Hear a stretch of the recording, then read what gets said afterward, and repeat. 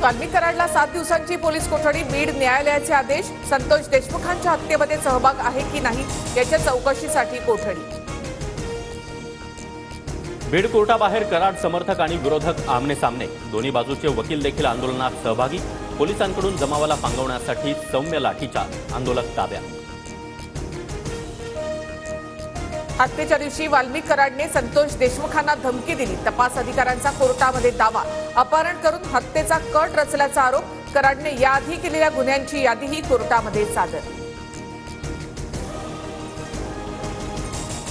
संतोष देशमुखांच्या हत्येआधी आरोपी वाल्मिक कराड, सुदर्शन घुले आणि विष्णू चाटेमध्ये संभाषण, संवाद आणि देशमुखांच्या अपहरणाची वेळ मिळती जुळती, तपास अधिकाऱ्यांची कोर्टात माहिती। वाल्मिक कराड, चाटी आणि घुलेमध्ये 9 डिसेंबरला दुपारी 3:20 ते 3:30 संवाद, तर त्याच दिवशी संतोष देशमुखांचं 3 वाजता अपहरण झाल्याचा FIR मध्ये उल्लेख। वाल्मिक कराडवर मकोका अंतर्गत कारवाई केल्यानंतर समर्थक आक्रमक, मोबाईल टॉवरवर चढून आंदोलन, तर व्यापारी संघटनांकडून देखील परळीमध्ये बेमुदत बंदची हाक। आरोपीला अटक केल्यानंतर परळी बंद ठेवण्याचा नवा पॅटर्न, गुंडाळवाद।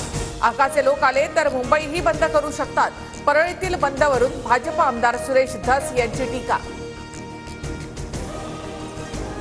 वाल्मिक कराडच्या पिंपरी चिंचवडच्या उच्चभ्रू सोसायटीमध्ये 3.5 कोटींचा फ्लॅट, 1.5 लाखांचा कर थकवल्यानं पालिकेकडून फ्लॅट सील, कराडसह पत्नी मंजलीच्या नावानं फ्लॅट असल्याची माहिती। निलंबित तालुका अध्यक्ष विष्णू चाटेमुळे राष्ट्रवादीची बीड जिल्हा कार्यकारिणी बरखास्त, संतोष देशमुख हत्या प्रकरणात विष्णू चाटेचं नाव आल्यानंतर निलंबन।